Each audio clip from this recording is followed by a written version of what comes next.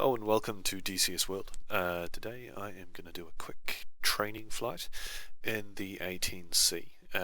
Something I have just put together in the editor to show you guys what DCS World is like with the 18. Now I have flown this aircraft for years actually. I think it came out in 2009 originally.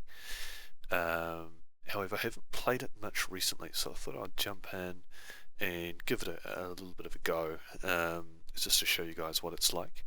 Now I'm using a customized view here. I've edited just recently the view settings file, changing my head position a little bit, so you can see I'm kind of leaning forward a little bit as you would in a real 18. It's a pretty small cockpit, so you tend to get a field of view of about that, I think. This looks pretty realistically, and I've extended the field of view to be wider. Instead of 60 odd degrees, I've extended it out a bit, and I've set up some custom snap views to get a nice kind of HUD shot there for gun runs and stuff like that. I think I had to do this because my views were a bit messed up, so you might not have the same problem I do and might not need to customize the views. So the first thing I'm going to do is get the batteries up and running. Okay, and I'm going to tune my radio to 131, which I know off the top of my head is Batumi, where I am based. Okay, now we're going to need some power first, so I'm going to turn on the APU, which is this button here. Now I've got the HOTAS Warthog, so I can click that in real life, and you can hear the auxiliary power unit starting up at the back there. So I'm going to check a few things while that is spooling up. My caution and warning lights are all good. My fuel indicator looks good. The APU just here is spooling up to 80%, so I'll wait for that to get to 100. We've got some other fire warning tests there, and we can test the oxygen as well. So the oxygen goes down and we should get a warning once it goes below 0. We won't need oxygen because I'm not going to be flying too high, so that's not too critical. So the APU here is up to 100%. I'm going to turn on the power and you can see some avionics come to life, as well as I've already turned on some switches here, so we've got our HUD. We won't need the joint terminal antenna. We've got the CICU and FC fire control computer turned on here. We'll also turn on our navigation system, like so, and we'll get some lights running as well, so position and anti-collision, some internal lights, like so. It's morning, so we shouldn't really need too much of that. We'll turn on our HUDs with the right click and uncage our standby attitude indicator. Now we've got a data cartridge which is holding our mission information in it, such as our weapons loadout, etc. So I'm going to click load all. You'll see the asterisk disappears as the data cartridge loads into the onboard computer everything that we need. Just reset my like so. Okay, the next thing I'll do is turn on my taxi lights, my anti-skid, and I'll call the air traffic control to me to request a start. Infield 1-1, request startup. There we go.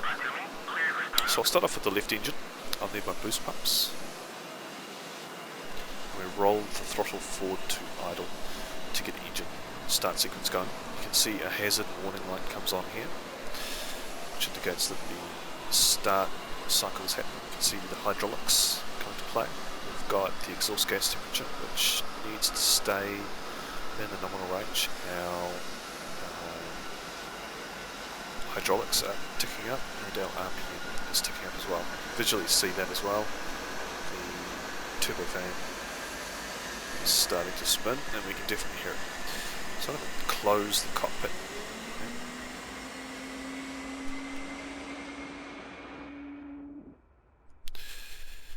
Excellent. Okay, so if I just jump in here, I can clear that that note with TMS left on the HOTAS. Okay, so I've got the left engine running. It looks like it's good. The start indication is turned off. I'm going to roll forward the right throttle to idle, and you'll see that once again that light comes on, start sequence. We start getting exhaust gas temperature fairly soon. RPM is ticking up. We will need boost pumps. There we go. So you can see the fuel's now introduced, and we should see the right engine starting to spin. I'm going to go ahead and request taxi. 1-1. Request taxi to runway. Okay, pinky switch on the joystick, and I've now got steering with the hydraulic pressure. The Enfield 1-1. Batumi, clear to taxi to runway 31. Okay, runway 31's cleared. The exhaust gas temperature is going a little bit high there. It's leveled off and declines. So we've got a good start on both engines. The asterisk has, or the dot has come next to these. That means all of these are now loaded. That's a little indication that you get. And if I flick to, oh, it appears not to have. We just try that again. Load all. So the dismiss information wasn't loaded there, so maybe something went wrong. I'll get the left and the right generator going, and I'll turn off the APU generator because we don't need the power provided from that just yet or anymore. So we'll turn off the APU now with this switch here. And you can see the APU generator knobs are now heading back down towards 0. Okay, let's try this again. Dismiss. Yeah, we've got a loadout now. Excellent. So that loading of the data cartridge is now complete. I'll turn on some extra functions while I'm on the ground, such as the targeting pod. We'll check our navigation alignment. That is ticking along. This is the error rate, 3.71.6. That needs to climb up, that number, 3.8. There we go. It's got to get to about 4.0 or 4.2. 4.0 and 0.8. So that is the error rate, which ticks down. And that is the navigation alignment. When it's fully aligned, you'll see INS nav ready is flashing. At that point I can turn the navigation system into nav mode, which basically means it's operating, and I'll select my navigation source here, and I want to use EGI because it's the new fancy navigation system. It lets me use the 18C's addition of things like the autopilot. I can turn on the ground radar and the EAC just next to it. That lets me use the autopilot. I'll also want stability, so I will add the SAS stability augmentation for pitch and roll for both channels. Just check my trim while I'm here. Trim is ready for takeoff. Okay, I'm doing this all off the top of my head, so I'm going to change the master mode to nav. It's just on my joystick and button there. And there's one thing I haven't done, which is arm the ejection seat. While I'm on the ground, I'm also going to turn my countermeasures system onto standby, which is a bit probably a bit naughty in real life. I don't think you should be doing anything with your countermeasures whilst on the ground, but never mind. Okay, so I'm happy at this point to taxi. Just check my caution and warnings. I'll arm the seat now. Once again, I don't think you'd really do that in the parking lot, but hey. And we can just link our throttles together. Set that to check if I've got any messages. Targeting pod is looking ready to go. We'll roll the throttles forward. Now I didn't use anything like ground power. So you can do that. Sometimes you get a bit of a head start. I'll just slowly taxi off to runway 31, which is what I was given clearance to do. If you want to know what runway or what direction to go, you can read those little signs, but also the runway number is the heading of the runway divided by 10. So if I just look at the compass, you could say that, well, 31 on the compass is runway 31. You can see there on that little sign there, it says that this is runway 31. Taxiway B, I guess. Just adjust my seat. There we go. So I've got a pretty good view of the HUD there. Actually, I had a terrible view of the HUD just a moment ago before I adjusted my view, and I can do that with the analog controller as well. Okay, so we'll get flaps 1. Just check we've got flaps down there. Yep. And we will call up the air traffic control and say request takeoff. Enfield 1-1, request takeoff. Just check our flight controls. Enfield 1-1, Batumi, you are cleared for takeoff when ready. Climb Air brakes. 300 at QFE 29.89. Air brakes in. Alright, so we're cleared for takeoff. We'll select mission waypoint 1, which is what we're going to be heading off towards. Check for traffic. A little bit late on that, but never mind. Okay. So everything looks pretty ready to go. We'll do a quick engine test on the ground just to make sure we've not got any random failures which have kicked in, which would kind of kill the mission. So we'll give it a quick engine test to 80% throttle. Yep, everything holds steady. Right, brakes off and rolling forward to full throttle. At this point we'll just keep the A10 on that centre line as best we can. It's 70 knots, which is about now. We'll turn off the nose wheel steering. There's 100 knots, we'll start rotating.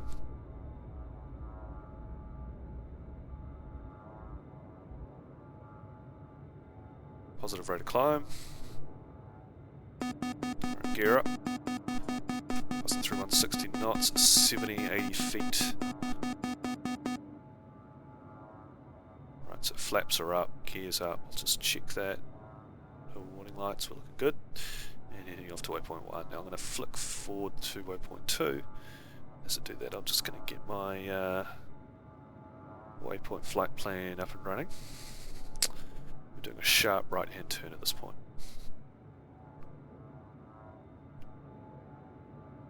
Alright, now I'm going to go lights off. Give you guys a quick outside view.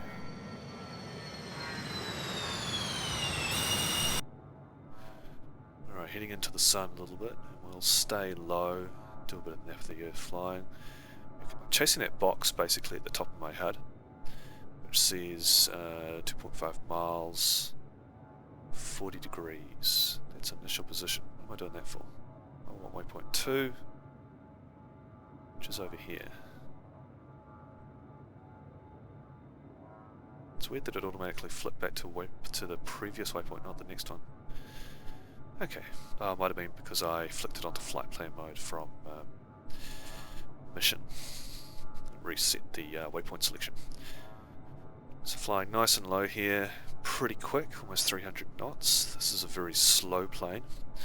I'm just going to take this time to set up my weapons profiles. So let's go unguided dumb bombs, put them into ripple pairs. Let's ripple singles, ripple pairs. Let's just pull up slightly.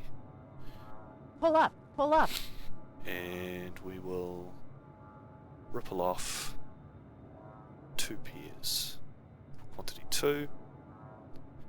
Save. That will do. We might actually put it into CCIP mode, which is Pull up. Correction, CCRP mode. Now CCIP means it's the old-fashioned dive bomb, like a Stuka, and you get a target pipper that you put over the target, dive on it. When the target pipper's over the thing you want to destroy, drop the bombs. You pull out of the dive and away you go. So that's a pretty simple way of bombing, but old-fashioned.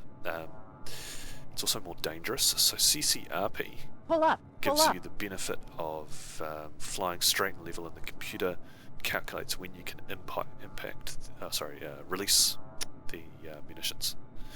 So we'll do that now. Actually, got a bit of time. So Altitude. Just trim that out.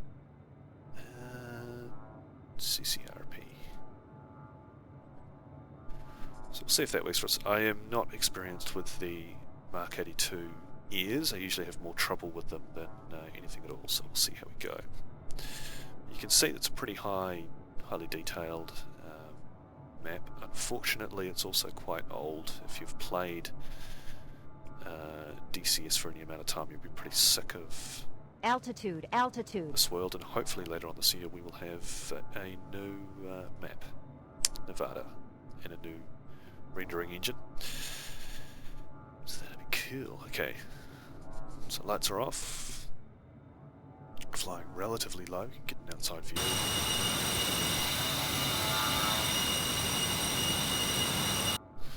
So my weapons loadout is basically looking here, 1150 combat mix. Altitude, altitude. 30mm cannon, 2 CBU 97s, which are cluster Altitude, munitions, altitude. and 2 AGM 65D Mavericks, which should be good for standoff range engagements of, say, air defense. And 6 Mark 82 ears, which I normally wouldn't carry. I think nowadays you'd be far more likely to see something like GBU, laser guided, or JDAM, which are GPS guided bombs. Altitude, altitude. Okay, I might just try and keep this speed going as best I can without getting myself into trouble by approaching the target area a little bit too quickly. You can see the flight plan here. I've got waypoint 2, which I've just passed, now I'm heading off towards waypoint 3. And I'm going to extend a little bit off to the northeast, like so. I'm going to get the targeting pod cooked up, which is that little grey beast there. Altitude, altitude. If I just hit China hand switch, Altitude, altitude. I realise that is not actually the target area. That one is. Alright, so we'll start a Altitude, left-hand turn. altitude. Take it nice and wide Pull and up, low. pull up.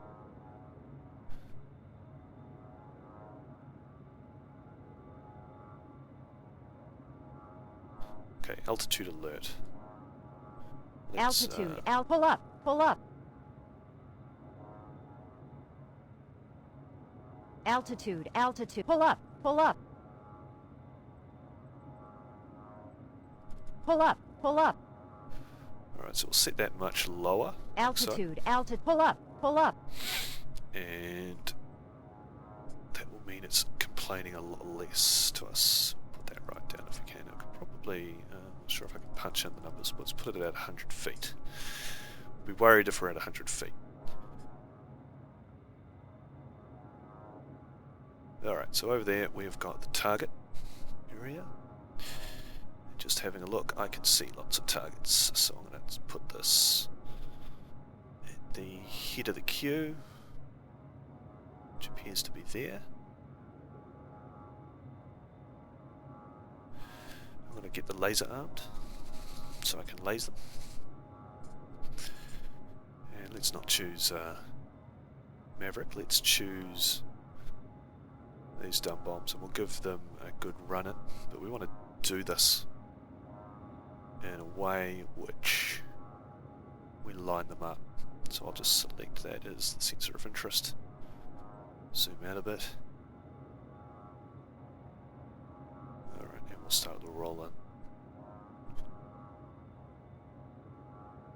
Get the gas on, full power.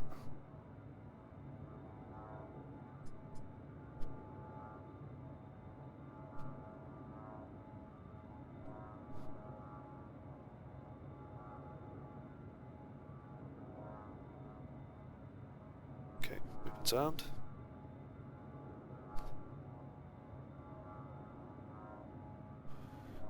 We'll just give this a rough bombing run, 16 seconds. Right, pip is pressed.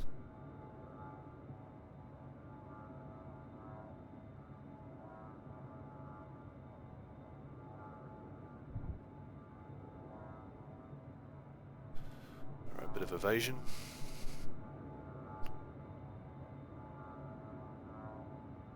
Oh, look, well off. Well, not too bad for dumb bombing.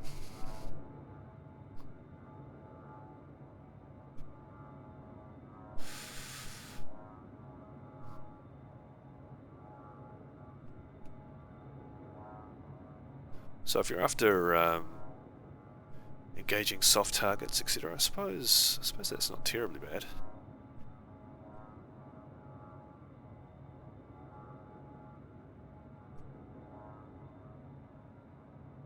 Let's try profiles. View that. Ripple pairs, quantity 4. Save.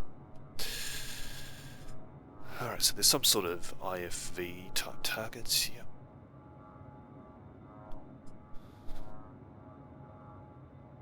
Okay, come around I guess, and we will do that a little bit lower as well. There is some weather. I don't think it's too bad though. And we will... Ooh. What's happened here?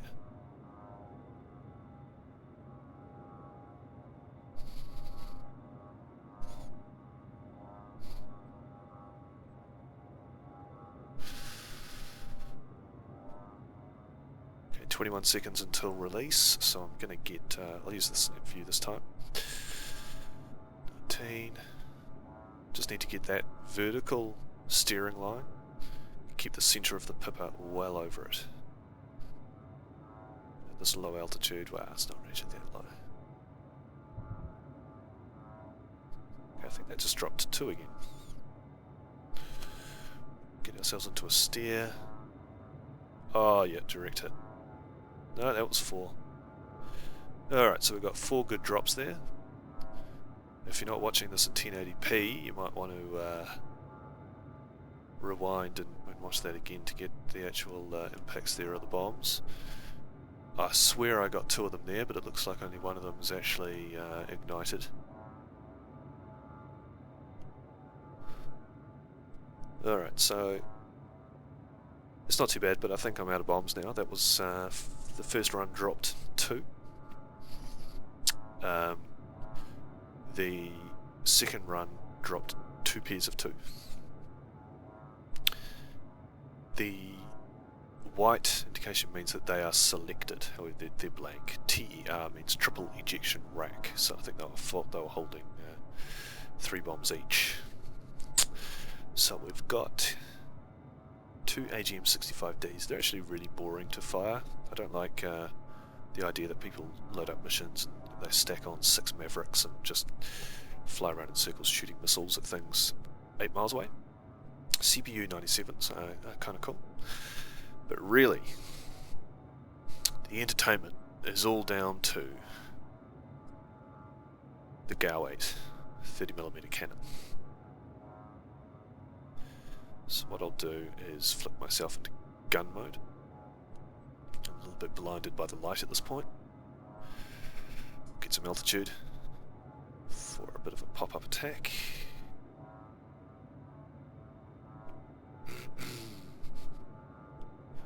Alright, we'll keep that climb leveled out. Now, gun. We'll use PAC, which is the precision aiming system.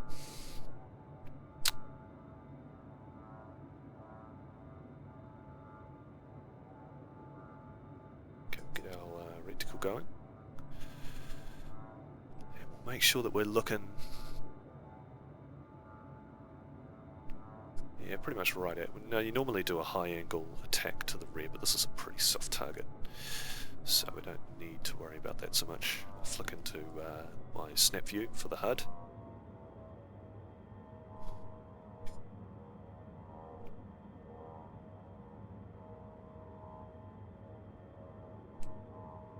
Lock that up. Pull up, pull up. Alright, now we'll just pull off.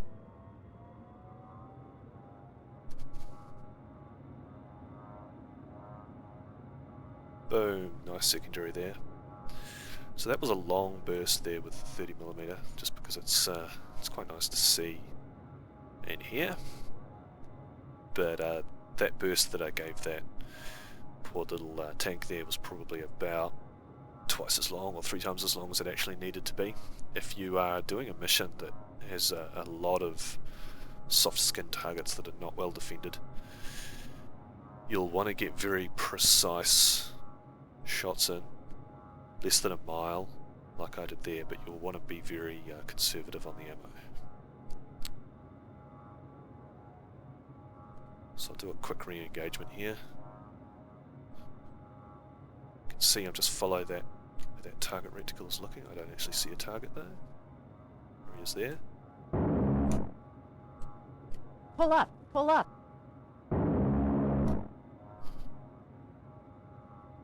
Alright, so I got some hits. I don't know if I got a kill.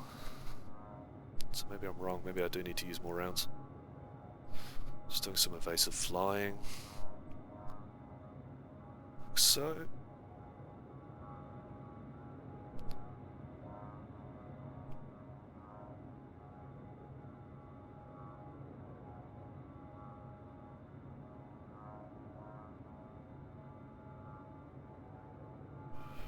And down again. Great thing about the A10 is its turning circle. Pull up, pull up. I think I'm engaging bullet holes there.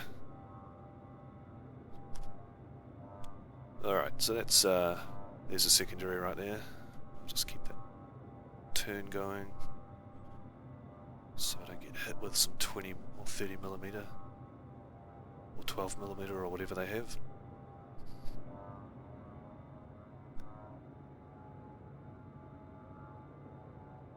And I'll start the climb.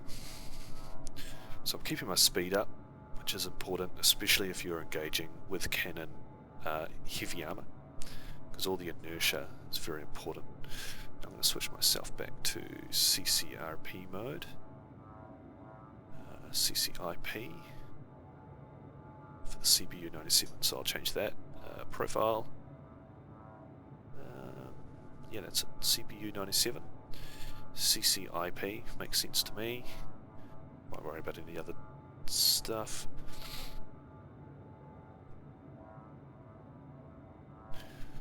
We'll look at engaging a target. Alright, so flick that into FLIR. Okay, we've got a few targets there. Got a civilian target driving down the road. He's brave. Stranger things have happened. And I'll get a laze on that. Alright, laze 2.9 miles. 21 seconds till drop, and we'll put a CBU on them for good measure.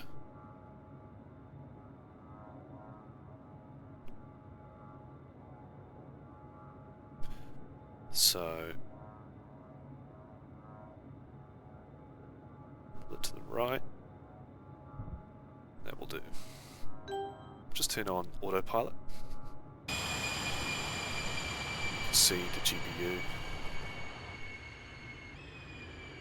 can see the bomblets come out. They parachute down. Alright. Warning, autopilot. We should see the action happening there.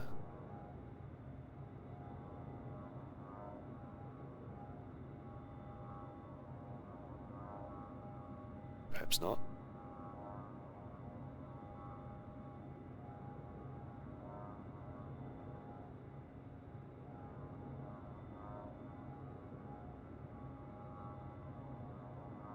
There we go.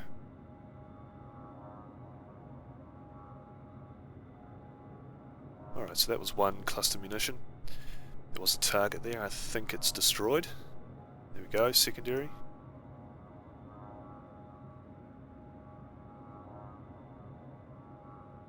Excellent, happy with that.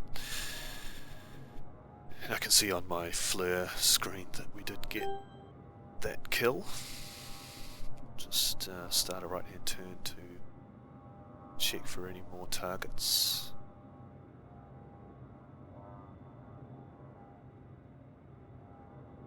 Nope, no more targets. Excellent.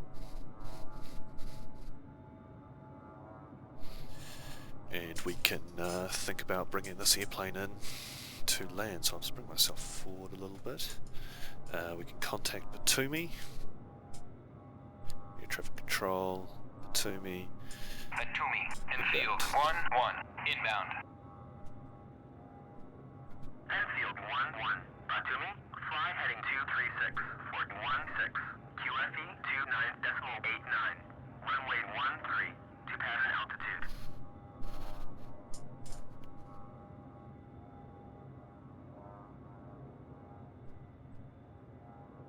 Okay, pattern altitude, so we are how far?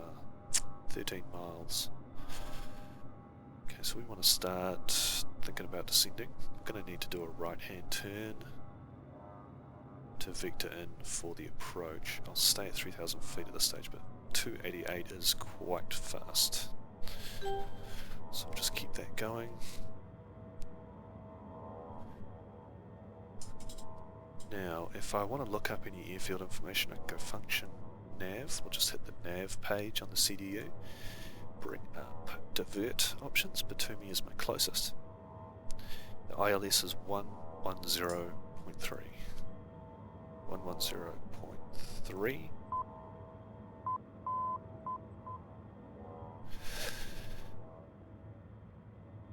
ILS. Enable the steering bars.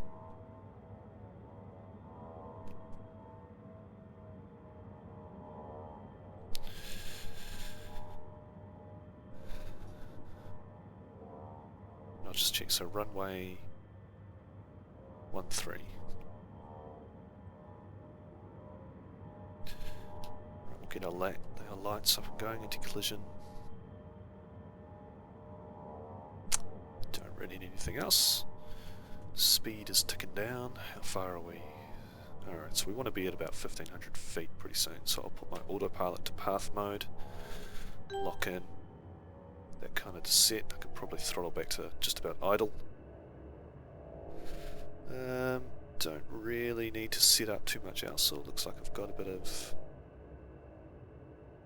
steering information. Seeing I am way off to the left, which I concur. Okay, we'll start leveling off.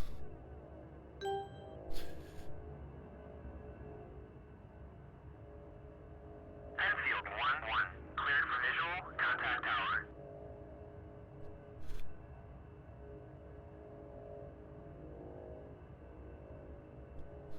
Just correct my view. I think I need to make some more changes to the view settings that I've got. Let's level off here. Go 1 flaps. Right, flaps.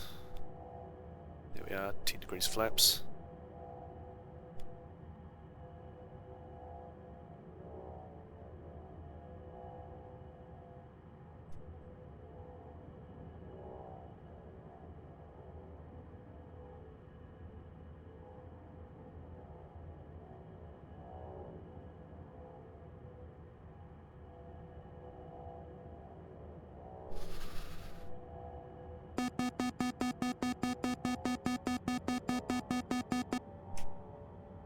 And we'll go gear down.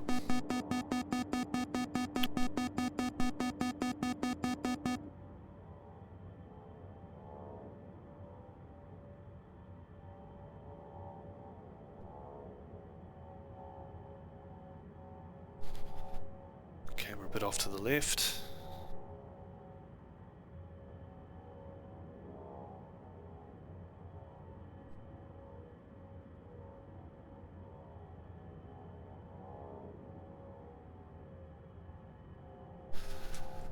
Get some air brakes open. Gear down in green, flaps are fully down. Those ILS lights are blooming. You can see on that bar there that I am right down the centre line, but I'm a bit high. Alright, coming up. Speed is good. Right on the money for the speed. Check landing gear. Runway 13. Still a bit high, so we'll just bring that down. With this TVV, it's very nice and easy. So I'll just do this to fly. Can't really see the ILS anymore, but I don't really need to. A bit low now. And a bit slow. There we go, it's better. Just get up a bit.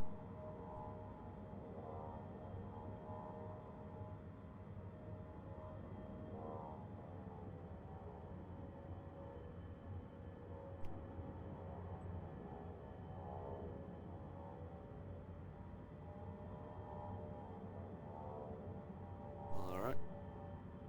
Unlimited visibility, so it's not Altitude, particularly altitude. tricky to land. When I land, I want to roll out with a bit of aero braking and go full air brakes.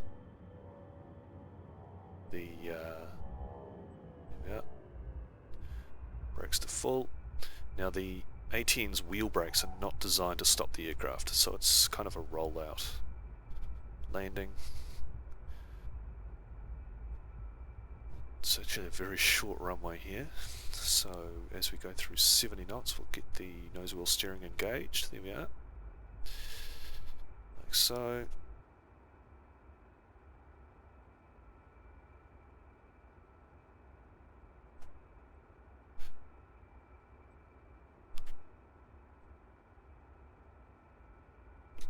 Close those air brakes, get the flaps up.